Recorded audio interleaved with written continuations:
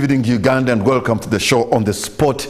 My name is Patrick Kamara. Though the 2026 elections are over Yahweh, they feel closer now that the Electoral Commission has released an updated roadmap scheduling the presidential election for January 2026.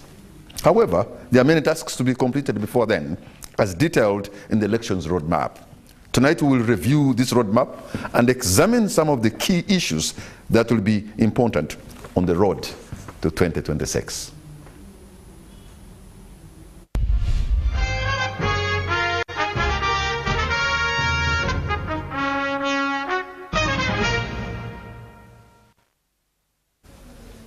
Tonight I have two political analysts in the house.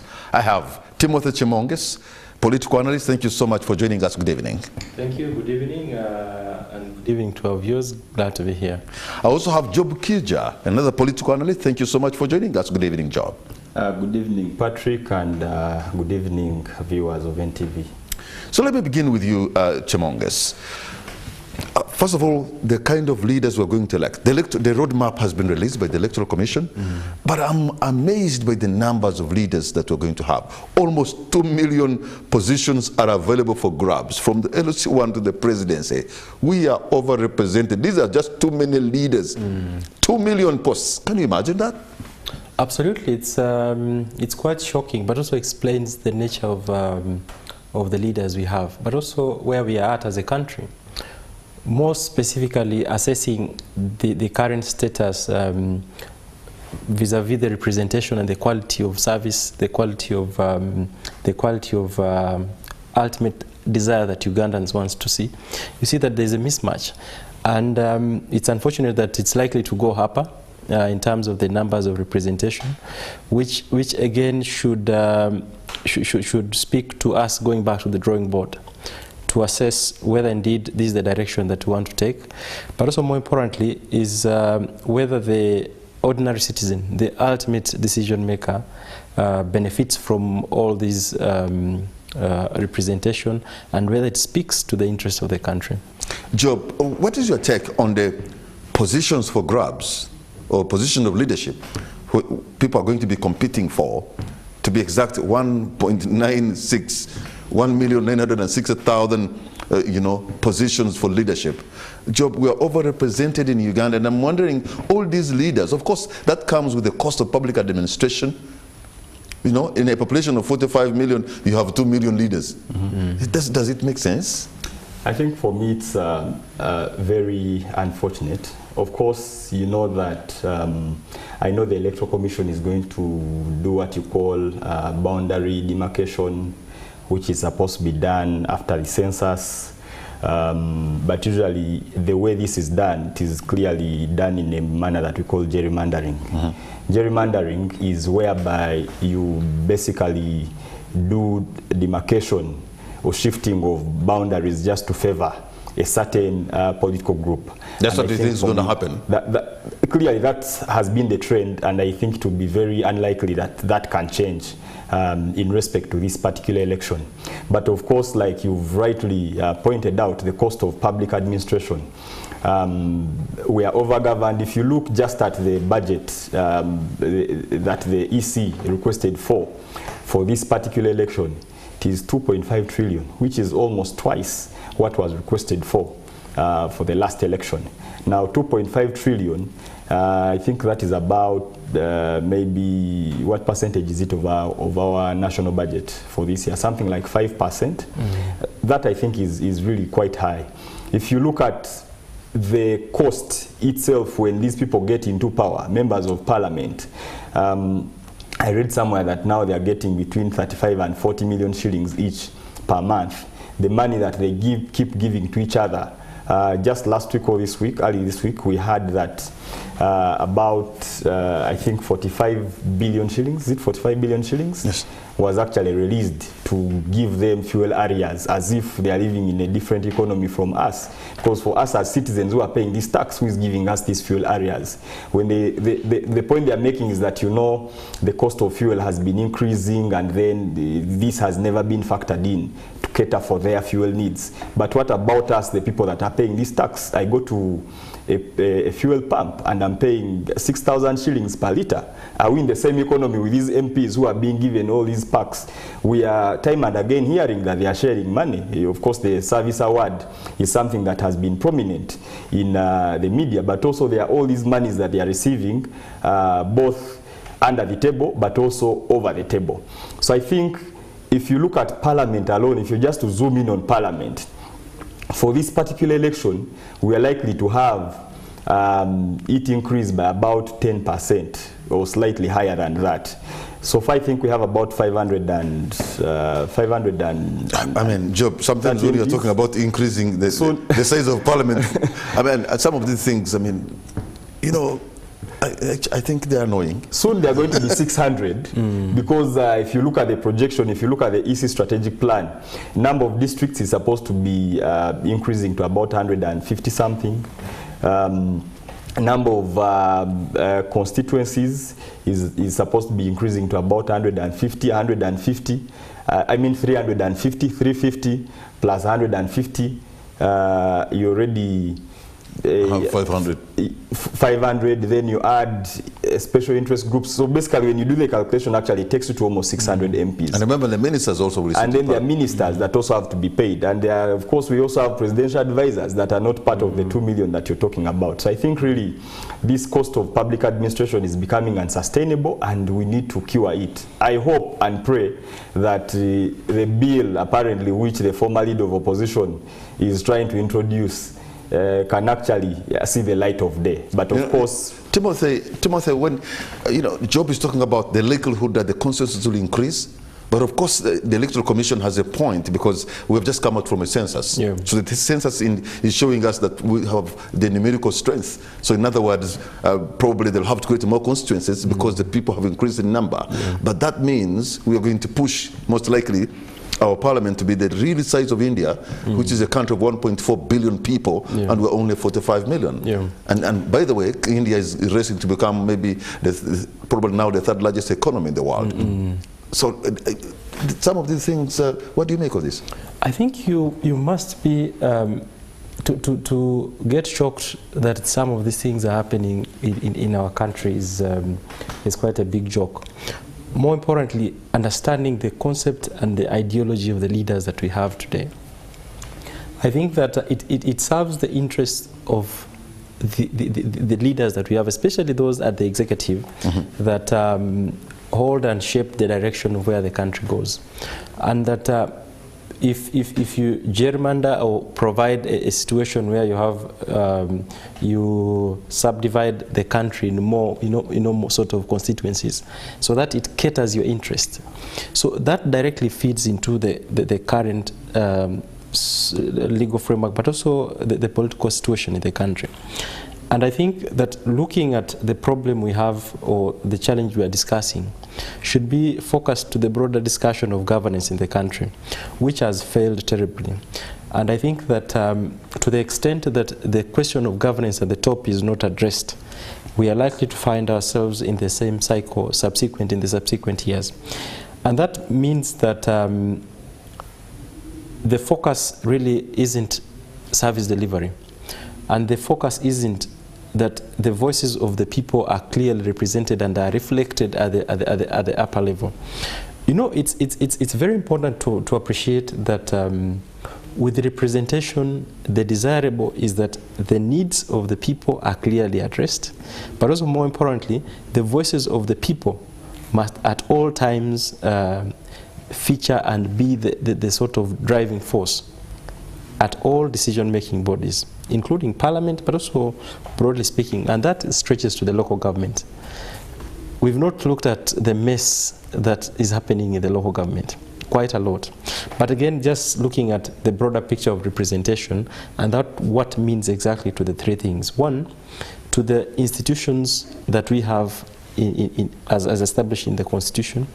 Two, is as to whether the ordinary citizen or a Ugandan even is bothered by whether these numbers really matter to them, and whether indeed the sort of structure we have today speaks to whether the needs of the country. Because again, one of the things you'll notice is that for most of the in the recent budget, for example, we had the president bring back the budget to Parliament for consideration, and the contention was on largely what the executive envisaged as developmental approach, and Parliament sort of was looking at service delivery, reallocating resources to health and the other areas.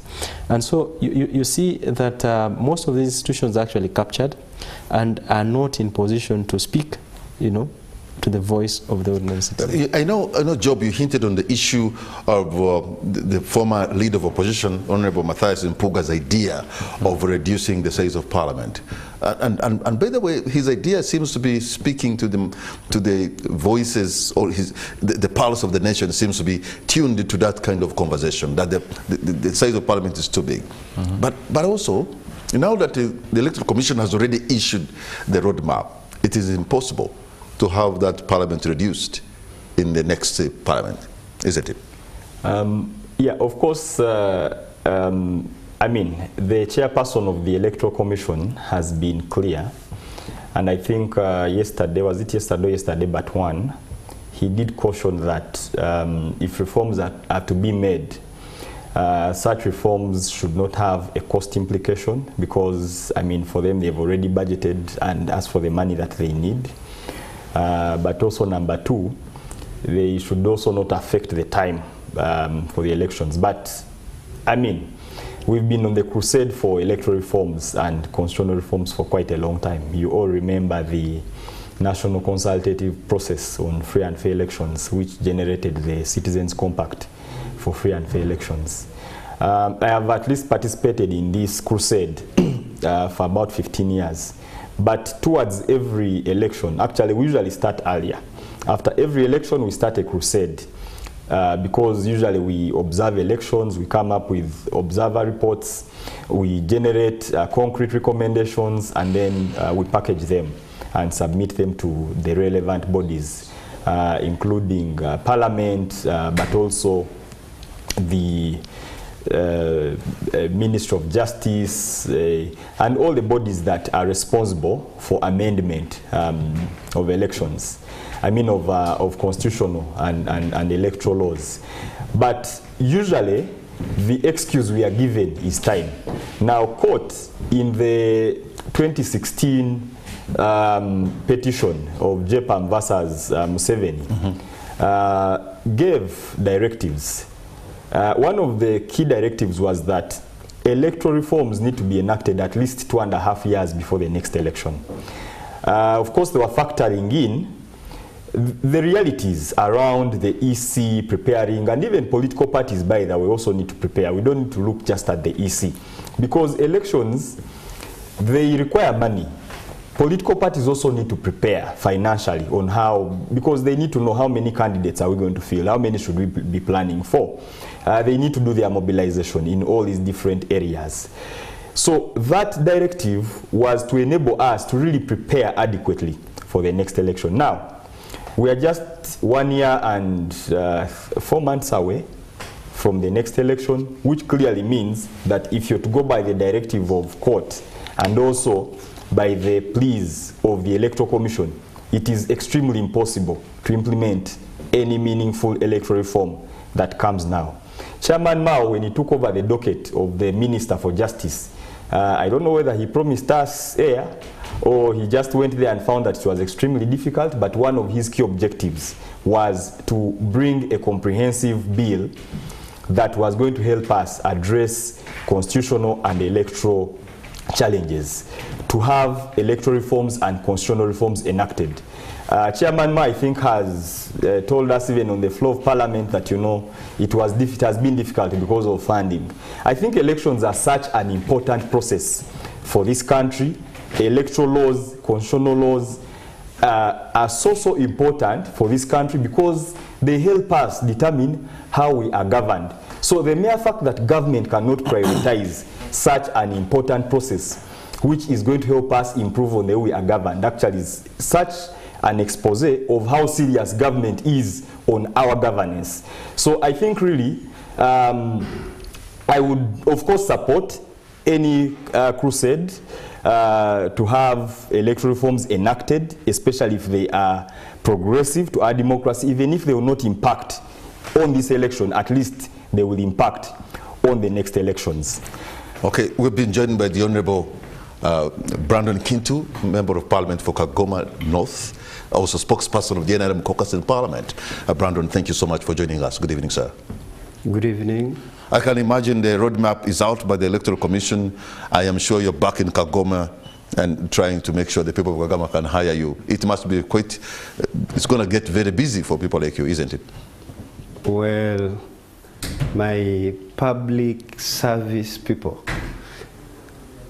I'm not stressed, but I only have to be in Kagoma because I'm their voice. So I must interact with them on different issues besides 2026. We talked about the size of Parliament. There was a fellow member of Parliament, former leader of opposition, had come with an idea that the size of Parliament is too big and needs to be trimmed. Do you share that kind of, in fact, that's a view also that I'm hearing from Ugandan Gen Zs and quite the pulse of the nation is on that issue. Where do you stand on the size of Parliament? Did you say the new LOP? No, the former leader of opposition. The former leader of opposition. And both of them are lawyers. Yes. So the question of creation for members of Parliament to be more is constitutional. So as two legal brains, I would expect them, they know what to do. If we can amend other amendments in the Constitution, that can be amended. Because the law is very clear that when an area gets to such a population, it's required to be represented in Parliament. So that you cannot even fight verbally. Probably maybe somebody may want to trend politically, to secure. But I will tell you, if Parliament comes up, we amend. Even if it's to take up Kagoma North and be joined, I'll be the happiest and I'll support it. So I don't want to discuss something on just assumption, because it's just constitution. So let us amend the Constitution. So yeah, and then we say this thing of saying where it is this population becomes a constituency. We shall not just talk and sing and speak Timothy, in the workshops. Timothy, there seems to be goodwill from the politicians and the people on the trimming the size of Parliament. There seems to be goodwill. If you hear from him, he would even go to... so many members of Parliament, very many other stakeholders have been talking about it. And whenever I get a chance to speak to the nation, I tell them this is a constitutional. The way we amend, people amend, lift term limits and age limits, they can, we can also. And I really, we are looking forward. I found the colleague when he was explaining, was talking about the electoral reforms, that such things can really come so that we can less burden the public. Because that thing also makes Parliament look ugly, because some people think having constituencies go to Parliament, they'll have earned a very masterful occupation, which is indeed true, because we do get paid extremely well. So to me, if it's the will of the people, and if it looks the issues of economics that this Parliament, indeed they spend a lot of money. Now we are going to get our fuel arrears. But before even we get it, it was busted in the media. And these are arrears. This is our money that I have not paid for the last 3 months. But morally, like the way people bring it down into the fourth estate and communities, they will say, you would not have given yourself this money because we are in such a situation. So you cannot judge beyond the community, beyond the country. However much you speak a lot of English and very many laws, society will not believe you, because the public court will take it at the end of the day. Timothy, you know, the issue of money is a big deal in the elections. Yeah. And sometimes we are denied to have talented people to represent us because probably they don't have money to go around. Yeah. I'm not saying everybody uses money, but overwhelmingly you find that quite a number of people deploy a lot of resources. I'm told they have even made a calculation, it's between 500 million to 1 billion, somebody to go through a constituency to make it in parliament.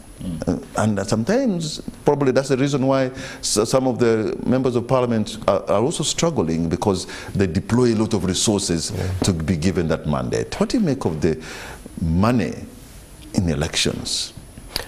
Money in election is an issue that we've been at it for now some time, and the cost seems to be increasing every election cycle. But that goes directly into the sort of quality of leaders that we have, but also more importantly, their ability to deliver. Because then you have a member of parliament as far spent in terms of, you know, the election period. The idea is that once they are on board as leaders, they start recouping what they've spent. That comes at the expense of the ordinary citizen.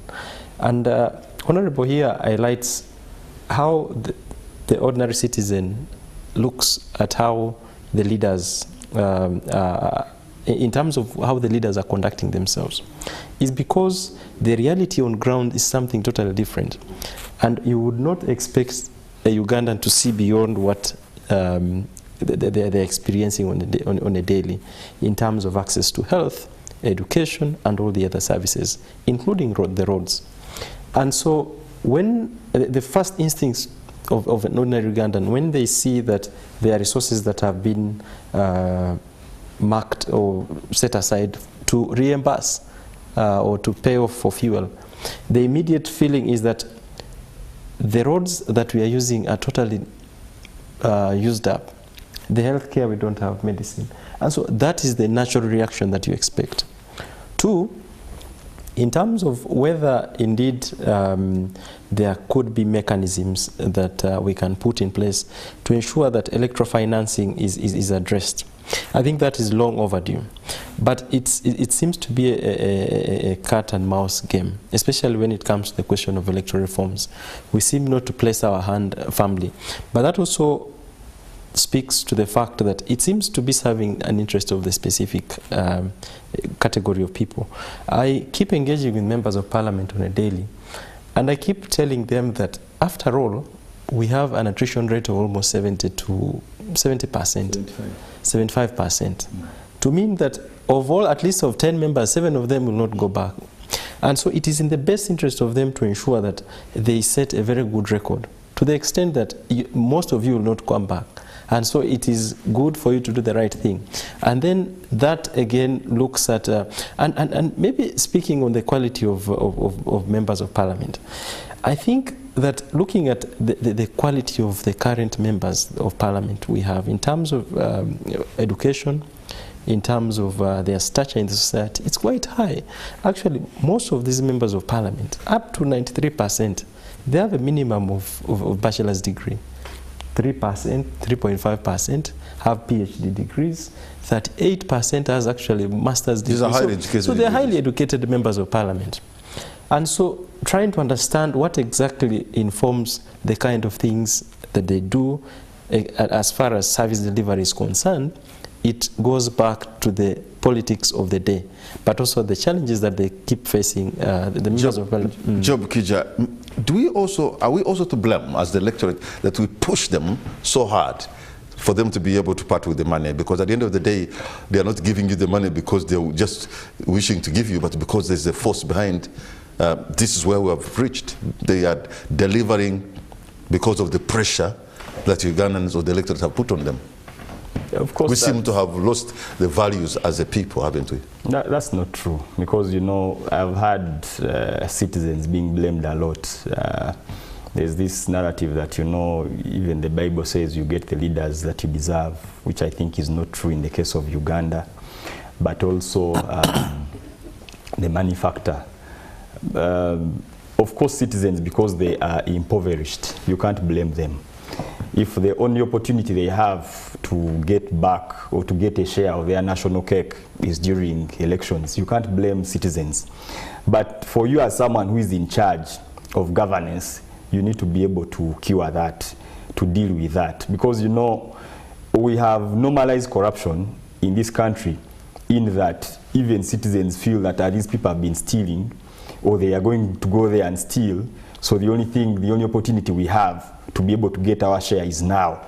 Because you know, most of these MPs, when they get elected, the first thing they do is to switch off their phones, and then they disappear from these people because they know they're going to have all this manner of demands from them, and then they go back when they need to be voted. But I think for me, what actually needs to be done in terms of curing this money in politics thing, there are three things.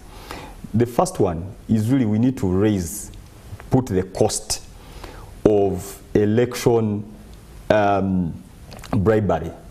We need to make it so high. You need to make it high by, first of all, criminalizing voter bribery, in that if someone is found culpable of voter bribery, they actually are locked up for a certain period of time. Number two, they should be disqualified from a race. If they have won already, of course that means they lose their seat, they get locked up in Luzira, and they are denied an opportunity to ever participate again in elective politics or even in public office. The second thing which needs to be done is to, you see, you're talking about education of these MPs. Going to school is not the same as being schooled, because we have so many people who have degrees and PhDs and master's degrees in that parliament, but when you see their level of articulation, even on issues, you've heard MPs complaining several times. Semuju has been complaining so many times. He says he actually debates for parliament, which actually is true, because for those of us that follow parliamentary debate, you can see that debate is not, it's between a few about 20 people, like 20 people, and if you go even to committee business, you find that it's not even more than 100 people. So that is parliament.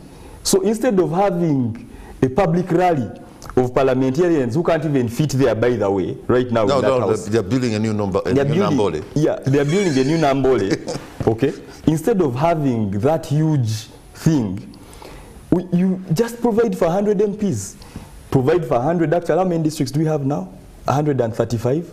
Have 135 MPs. If you want affirmative action, add maybe like 5 for each of the groups that you're referring to. Women, youth, PWDs, etc. And maximum, have something like 180 members of parliament. I think that will be, first of all, sustainable for us in terms of covering their costs, but also it will help us to be able to monitor them properly on their performance. Okay. I think also the other thing which needs to be done is, you see, parliamentarians are decision makers for this country. It's very unfortunate that you get incompetent people and you put them in charge of decision making for the country just because they have an A6 qualification or they have a master's degree or whatever, which they're even buying from different places like we have seen. I think what we need to do, we need to put in place a mechanism for vetting which people get to that August House. The reason it is called August House is because it is a place of honor. The reason these people are called honorables is because they are supposed to exude honor, which actually they don't if you see what they are doing right now. So we need to be able to put the standard so high such that we don't have every Tom, Dick and Harry going and buying elections and getting there because they have maybe traded in something and made some money, or they have stolen money from wherever, and then they come and get to that place and they become an embarrassment. Job, you know we have a member of parliament. He has gone through an exercise of getting elected. As a young journalist, I had an opportunity to travel with 2 people, members of parliament then, Adolf Mwesige Nyangavu and Okwira Bwan. Over weekend, what I witnessed, the pressure from them, the kind of problems presented to them, genuine issues of families, medical, education, emergencies. In one weekend, somebody comes back to Kampala when they are completely broke. What is your experience, Honorable Brandon Kinto? You see, one thing that I think, but sometimes thinking is also wrong. But politics is the most growing economic activity in this country. Economic activity? Yeah. It's an economic activity. Business. Because even someone... What is it producing? It produces to us that have successfully gotten the seats. You may reach these people in the village, at least in Busoga where I come from, I have prepared myself 15 years before I become a member of parliament. So I think the people of Kagoma trained me when I was still an aspirant for 15 years. Then recently they said, I think you could be fit now to go and represent us. And you know the constituents I'm representing, Kagoma North, that had a very, very competent person, Dr. Frank Nawisa. So I don't think the people of Kagoma North made a mistake. I was suitable to do that. But away from that, it's very unfortunate. I think Timothy raised it. First of all, us, people who come to leadership, we may offer ourselves in wrong places. Right, like how they say. You will find somebody is being not only in the house, or the Augustic house, but also to our councils. We can go and contest in places that we don't understand how they operate. Now, the voters also will be extremely eager. One of the panelists here talked about the pressure within the voters. They will not even allow you those days, those ancient days where a member of parliament would reach in a function or in the church fundraising or elsewhere, and everyone will be quiet. They will be honored to host a member of parliament in the church or functions or burials. I remember our MPs by then from Busoga, Ndege, Wulam, Isaac Msumba, Salam Msumba. You would just walk to see and get near just to feel a member of parliament, which has changed now. The trends have changed. You would listen. When my brother, I would say with no offense, that when he says that parliament is not competent, I feel bad, but which is the truth. Because you'll find people talk history about parliament, they say, that parliament of the Agra wars, those are the super people are still here, like the Salam, Sumba, the Nabuiso, and the rest from other regions. So it's quite embarrassing that only by society discussing.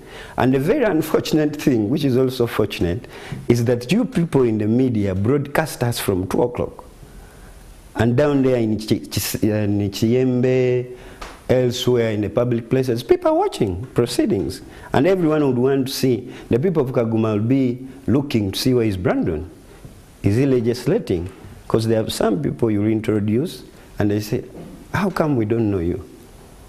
So, but still, if you go further, he talked about committees.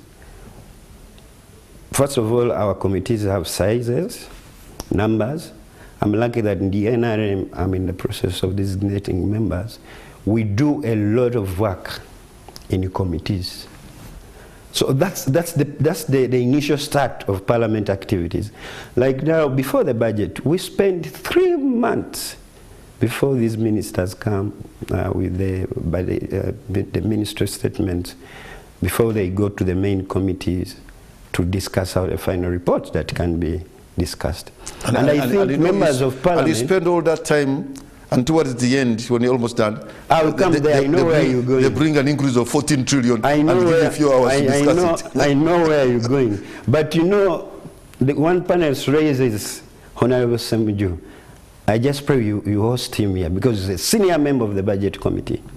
So he can expound that. I'm a whip, that I may not be in plenary, but I'm whipping. I have to make sure my NRM MPs are attending the committee because that's where the gist, that's where we want to develop priorities for this country. So there is also a lot of work.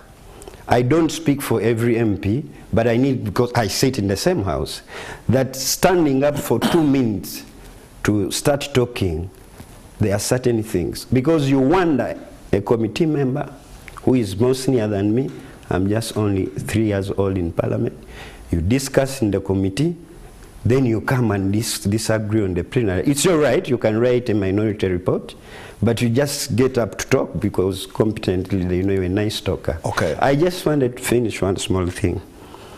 There is a very important issue that was raised there, which I agree with. And if all those things need an amendment, a serious one, let's look at education, like my brother said. If they would condition, and so at least every member of parliament should have a minimum. I don't know how long are these law courses, or 9 months. And then we state it, you waive the other thing of A level or its equivalence. I would not qualify because I don't have any law qualification. But it also helps a country to know, because we are policymakers, which policies are you going to make? We have the rules and procedure of parliament. It's just a small piece. But you would ask how many of us have taken off interest to read that small book. The time is ending. So somebody will not even have a right, like what Olanya told us, that if you don't think, or if you have no right if you don't have research, you have no right even to own. Honorable Brandon Kintu, Timothy Chimonges, and Job Kija. Gentlemen, we're going to take a break, and on the spot, we'll be right back.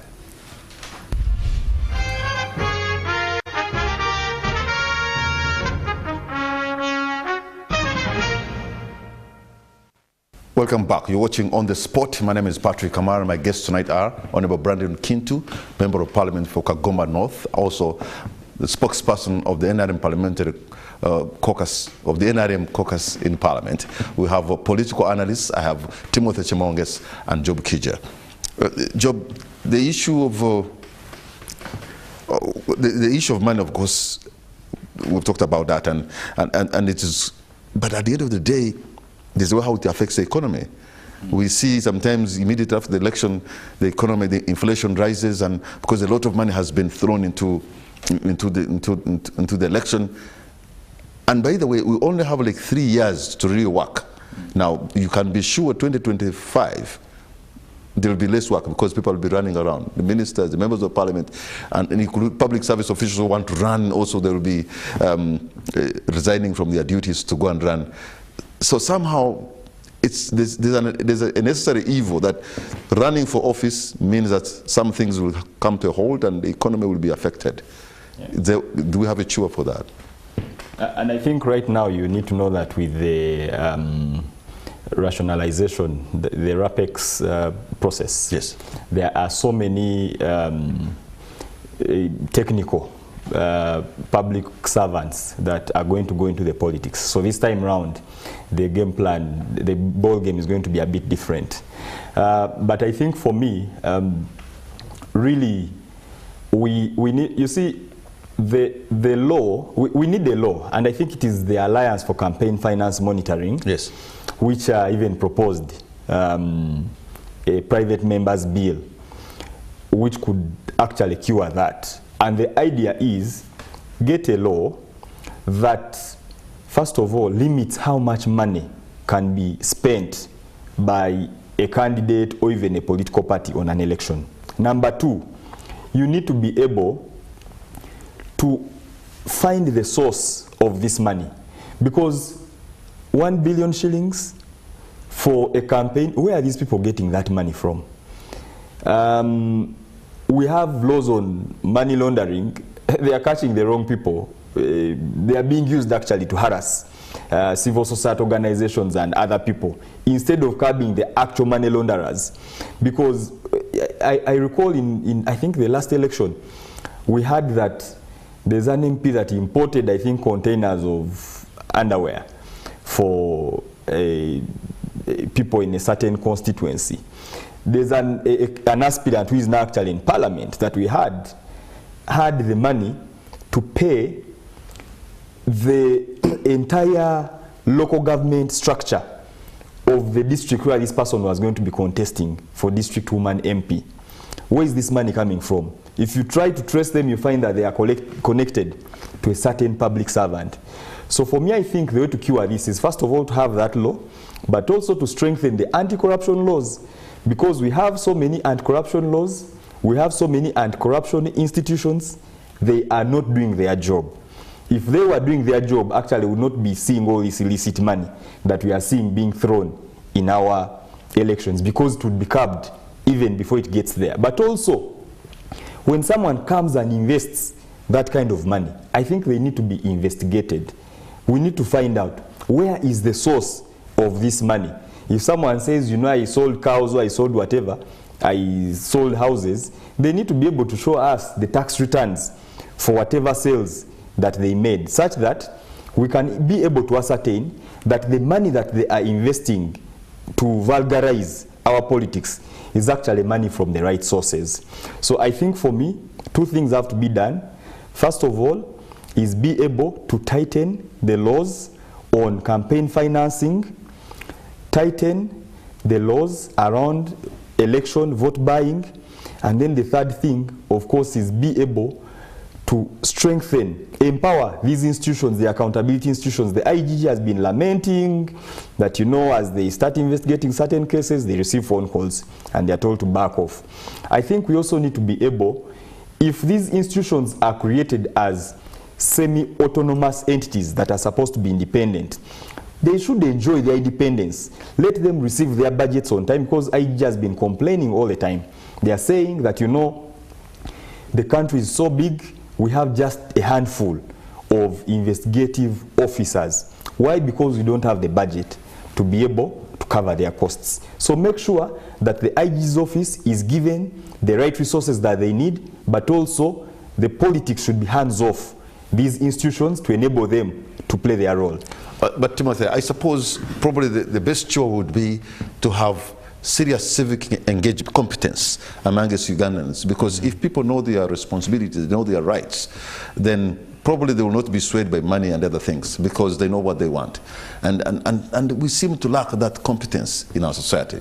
Isn't that an issue? Absolutely agree with you. Civic competence, civic engagement, it's a more sustainable, but also it gives results in the short term. If that's a focus that we can look into, unfortunately, looking at the resources, looking at the roadmap, you see that not clearly indicated. The civil society organizations that should be complementing that role of government are stifled, they are not provided that support, and it seems to be a very deliberate approach in terms of ensuring that that specific component is actually not looked into further. Kaija talks about the law that ACFIM, an organization that works around electoral processes, was proposing around managing electoral financing. It was actually presented, but was actually frustrated. A thing that I know we have a bigger challenge in terms of implementing laws in the country, but there's need for us to make a step and ensure that we have a legal framework that addresses that specific component. Two, I think we may want to interest ourselves in understanding what would an ordinary citizen, an electorate, have in mind when making a decision of electing a leader, and what would it look like in terms of, I think for the citizens, largely it's about the returns that they get from the members of parliament. And these, of course, for members of parliament, it largely, the assessment is not in terms of what the constitution provides. It's in terms of what they are providing, that is in the school fees, the roads they are putting, the ambulances they are buying. That becomes the criteria. And so that means if you have a very strategic member of parliament who chooses to focus in the constituency and do the roles that are not clearly provided for them, they are likely to come back. That also partly speaks to the fact that they have absconded their role of ensuring to hold the person who is actually provide those services, and they have taken up that mandate. And so it speaks to of course, to the nature of the citizenry we have and their competence, but also more importantly, appreciating that there seems to be a very deliberate approach in ensuring that the citizens do not, first of all, get this information.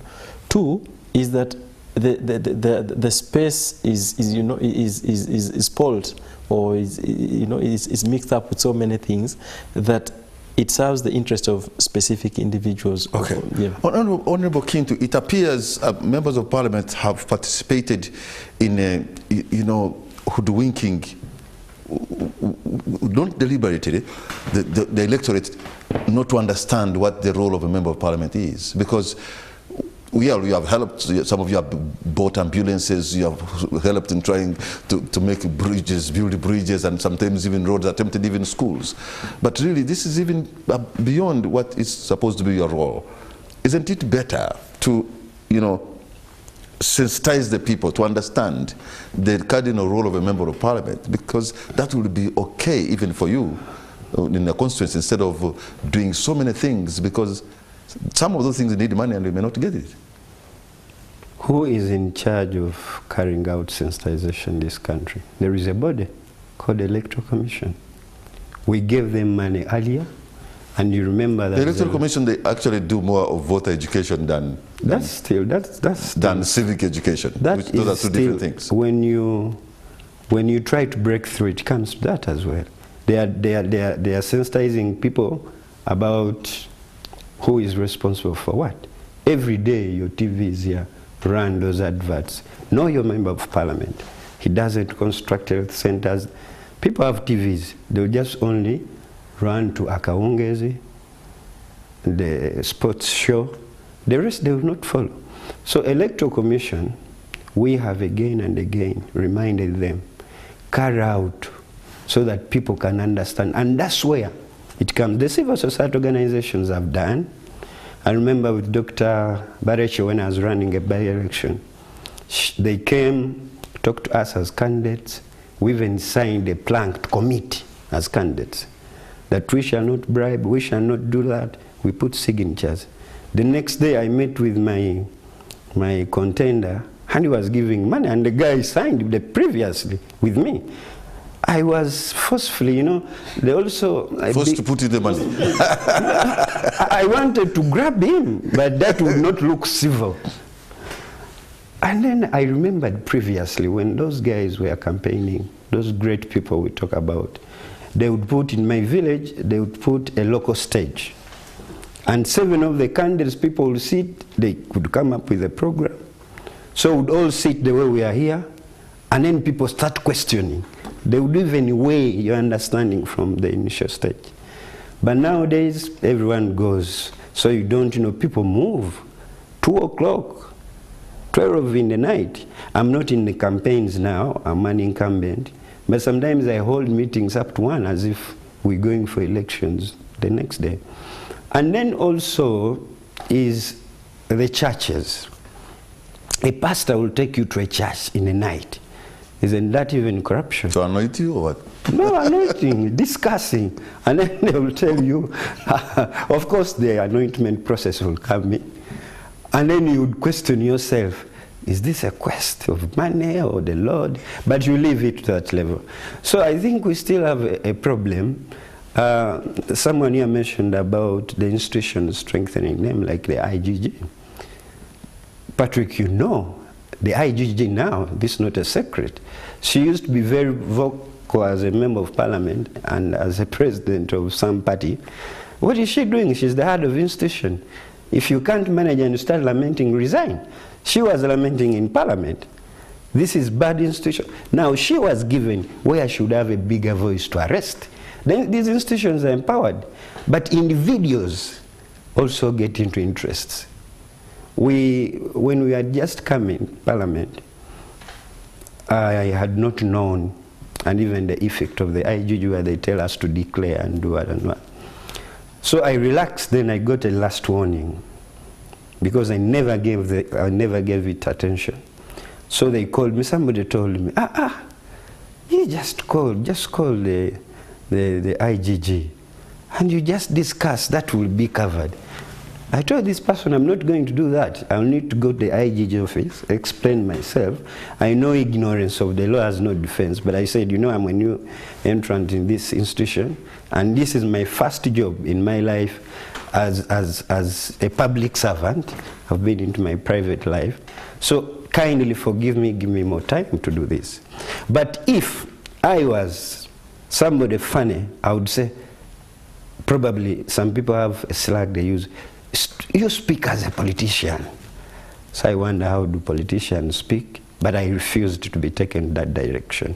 So most of these people who are given institutions, the Electoral Commission has even an electoral police, which is also a different department. These people are paid fully, they have a budget, how it goes, and these fellas who are at the polling station during the electoral process, they will start telling you, Honorable, we don't have lunch. So already a policeman who is at a polling station is corrupted. So if I can go call my agent, how many policemen are in the Kagoma North constituency? Make sure you take 50,000, 50,000. I've already compromised the system. Because these people are seated there from morning up 6 o'clock. The bosses have not remitted. Sometimes we have political events. And being NRM is very nice sometimes because you can be able to sit or to peep there in the security organs. A commander tells you, Honorable, we don't have fuel, we have not been given money for the boys, they can call them the boys. But those who are called boys are lamenting. So how will they effectively do the Electoral Commission responsibilities? So this goes to the institutional managers, and I don't think that's for NRM because we never employ or deploy people basing on their political affiliation. Let me come back to your job. I remember almost 2011, there was a campaign called Honor Your Vote. I suppose you remember it. Yeah. What informed that kind of honor your vote? Where was it coming from? Was it because the people are likely to sell their right, or maybe the candidates are likely to come and compromise them, or both? So, Honor Your Vote campaign, actually, I recall, is a campaign that I worked on. Yeah, I think I remember that. Yeah, so it received content from a project I was managing when I was working with the National NGO Forum, which was called the Citizens Manifesto Process.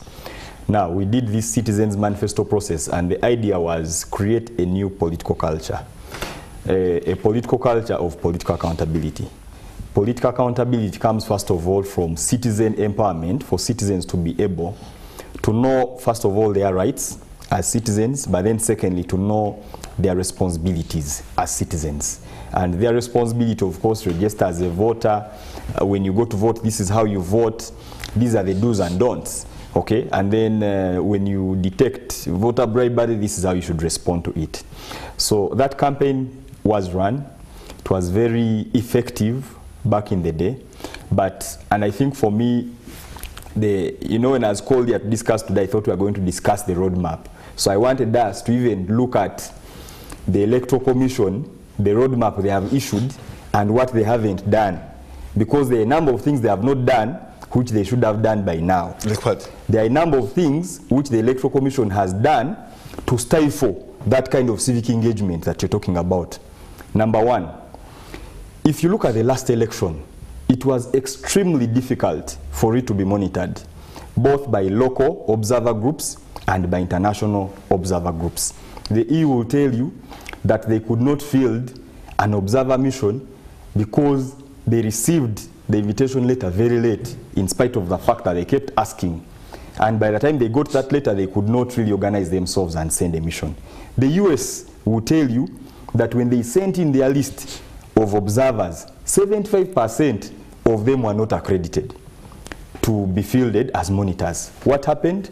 They said we can't observe because for us to put in place a competent team that is really going to observe these elections, we need to be able to have a solid team. So that way, they backed out. Civil society organizations, I remember I was part of the National Election Watch, at least in terms of the technical. We formulated it towards every election. We come up with a citizen election observation vehicle. Just as we were going to launch like this, they came and banned it, and they said it's an illegal group. Yet, back since time immemorial, we have always done these loose coalitions like the CEDUs and others, SION, which have observed elections and come up with observer mission reports. Fast forward, civil society organizations that had been accredited to monitor these elections, some of them, their accreditation was revoked, and others which applied, they did not get their accreditation. So for me, going by that, it is so clear that the EC was hiding something. That's number one. Number two, there are a number of unresolved questions about the use of technology in our elections. You recall that in 2016, we deployed the VVK, the voter verification kit. When JPAM went to the Supreme Court to challenge the presidential election, his lawyers requested to be given access to the kit such that they can prove that indeed the election was rigged. What happened? That was denied. There was also even no legal framework actually for using that technology. Right now we have the technology law in place, but there are challenges around the transparency in relation to the procurement of this technology. We have time and again had rumors, of course, that it is being procured from such and such a place, the process is closed. So we need to know political parties that are going to participate in this election, civil society organizations that are going to observe, need to know. There needs to be transparency about that system, because that system is more like the make or break of the election. There are issues to do with tallying, okay? When you look at tallying, the National Tally Center, independent groups are not allowed in that place. And we always keep hearing these stories of, results are coming from another place, they are not coming from where they are supposed to be coming from. You hear cases, incidents of, what was declared here is not what we are seeing displayed. So I think for me, the Electoral Commission needs to come clean, okay? Be transparent to all of us, be transparent to political parties. Right now, we are in a situation whereby the term of women councils was extended several months after it had expired, okay? These were voted, I think, in 2018. They were supposed to serve for 4 years. By 2022, their term had expired. Okay, let me come to you. LC ones, same story. So when you look at what they have not done, that they are supposed to have done, I think they need to be able actually to account to us and tell us, we haven't done this because of reason ABCD, we are going to do it at such and such a time, such that political parties can plan, civil society can plan, and then we can talk about the next roadmap. Otherwise, it doesn't make sense for us to be discussing the next roadmap when they have not completed the roadmap they are supposed to be implementing in the last phase. I think that's interesting to bring out. Timothy, I'm sure soon the Electoral Commission will be displaying the voters register, but NRM alone, they claim to have 18 million registered members. I don't know whether FDC will also talk maybe about 10 and NUP, and then you wonder, is everybody, including in Uganda, all of them potential voters, including babies? Yeah. What do you make of the NRM 18 million? Yeah. And I wonder what is going to be the voters registration strength of the Electoral Commission. Right. So the voters register integrity is one of the key issues that still remains unresolved. And it keeps, manifesting in different forms as each year. And with the figures that you see the different political parties seem to be fronting, they are very deliberate. It is not. It's very strategic that NRM sits and projects the numbers, because this is not. It's factual. It's not factual. Looking at the recent census that we had, it clearly speaks in a very contradictory manner in light of the electorate that we have.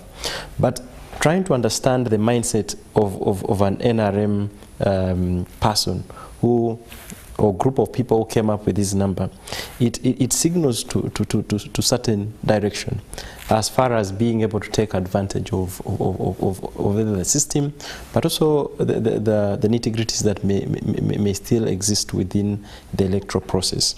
And so I think, again, the question of the voters register, but also more importantly, speaking to the ability of these political parties to independently have space where they can, address most of these challenges. And to that end, it speaks. It is to the advantage of the political parties that are in the opposition, the ability to mobilize, the ability to engage, but also reach out to their respective constituents, including rallying them to the direction that they have.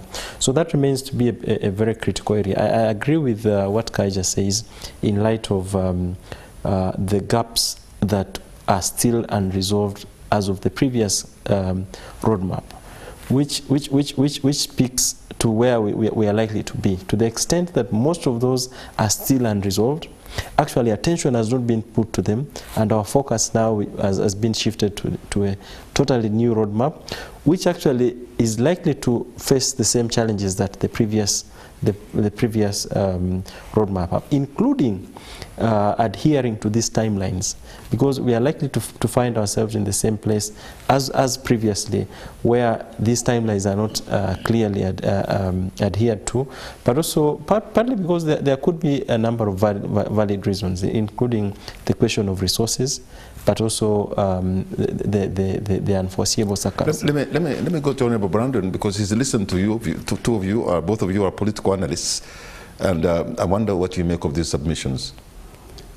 First of all, with the registration, massive registration, I was asking myself, which makes me smile and happy as an NRM leader.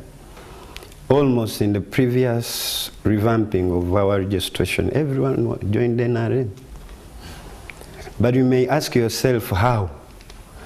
We have a tendency in villages, I don't know about urban centers, where people at that particular time have a thinking, let us all enter the yellow book, so that we will vote. I'll give an example to myself, because some people don't want to be referred to, where we shall vote Brandon as a weak NRM candidate.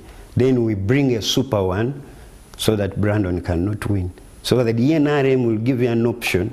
So you mean in the primaries? In the primaries. To eliminate, because we are talking about political parties now.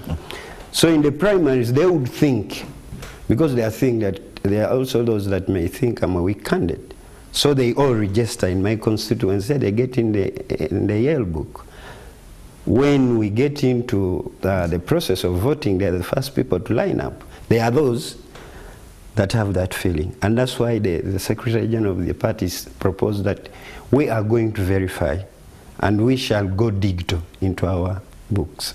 Now, right now, the FDC is going out to reach out people, but also having an opportunity of recruiting new members. The other day, you saw the DP. The other day, it was the NUP. There even people who just said, these guys have been tortured, let me join the Red Book. So the issue of registration within the political parties, you have to verify very well to know the interest of the people. So there it will be very difficult to assume statistics.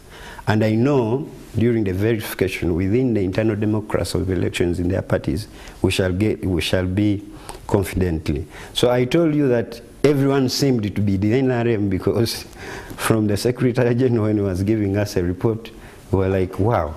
But I interested myself to find out, especially in Busoga sub-region. Now,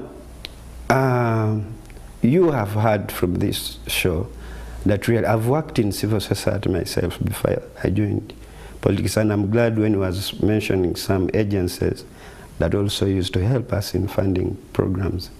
There is a tendency in my government, they look against about civil society organizations, and yet they do a very, very great job more than government or these agencies like Electoral Commission that is supposed to give us the best.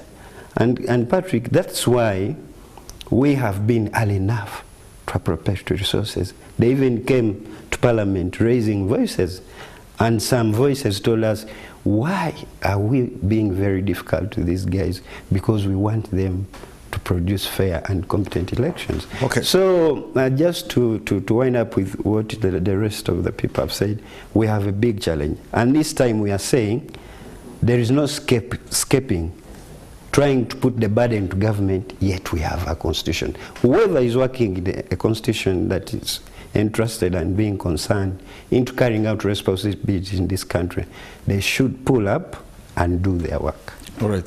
In the interest of time, gentlemen, I'm going to give each one of you a minute to give us your concluding remarks, beginning with you, Job. I think for me, in terms of conclusion, I would just say two things.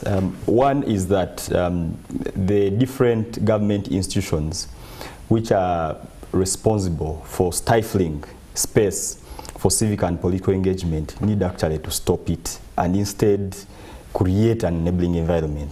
Like you've heard from the MP, he's clearly telling you of how important the role of civil society. We've been grappling with the question of civic education. NGOs are being harassed by the NGO Bureau, they are being harassed by the Electoral Commission, the Human Rights Commission, which is actually supposed to be also our ally. We are not seeing much in terms of support. So the institutions that are supposed to be, even Parliament, by the way, Parliament is not doing a good job in terms of defending the space for civil society. You are seeing NGOs being shut down. Just after the elections, we had 54 that were arbitrarily suspended over things which were just really cooked up. So I think for me what needs to happen is that institutions that are responsible for stifling space need to start promoting, or just let organizations be such that they can play their role. My second message really is that Uganda is more like, you'd actually call it a time bomb. If you listen to the discussions that are ongoing on social media by young people in respect to the demonstrations that have been happening over the past days, you can clearly see that this country is not in the right place. We might see us come, elections are coming, this is a very excitable season. We have seen in the past, the last election I think was the most violent that we have had in Uganda's history of elections. 54 bodies dead in just 2 days on the streets, abductions ongoing, people are still missing up to now.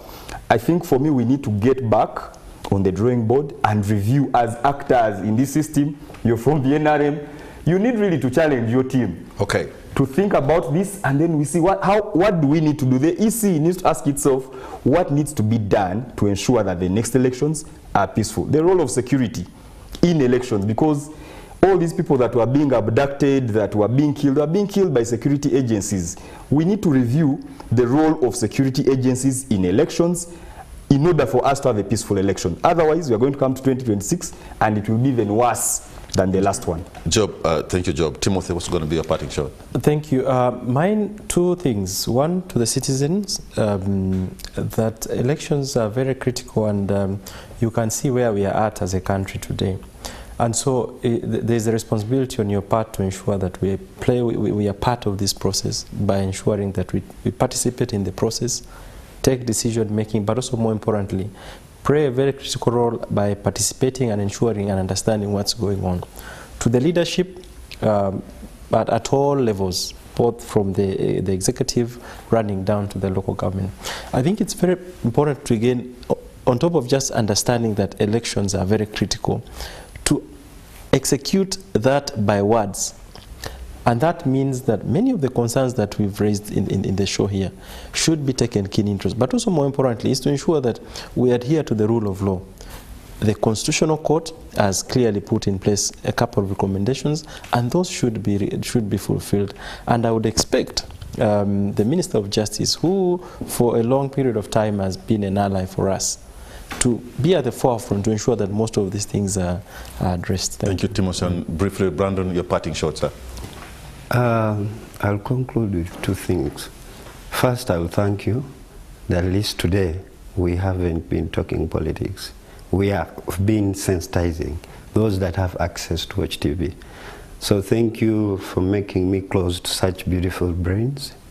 And together I am not lowered to think that we cannot have a change in this country. But I would echo to them still that we appreciate your services, especially in the process we are going into. But we need this flow of information down. My grandmother would not understand a program. And normally when you run, some activities are organized at the district level.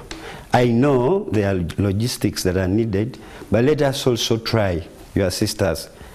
You engage us as members of parliament.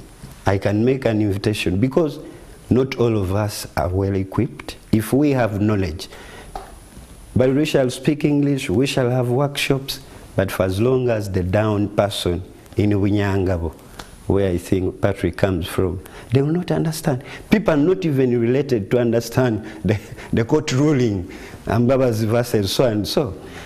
And as long as our people do not appreciate that it's not a give and take, even as politicians, we will not waste time. Because somebody just let me give you, somebody will tell you, I know what you want, you know what I want. Don't waste your time, speak a lot, just give me, then you go. All right. Honorable Brandon Kintu, Member of Parliament for Kagoma North, and the NRM Parliamentary Caucus, spokesperson for the NRM Parliamentary Caucus. Thank you so much. Biggest caucus. Timothy Chimonges and Job Kija, gentlemen, I want to thank all of you for having added value to this platform tonight. You've been phenomenal, and I think we need to have you again here because probably you can add value in this discussion. Remember, the election is coming soon, so remember to know your right, know your responsibility, but most of all, to honor your vote. Good night, and God bless Uganda.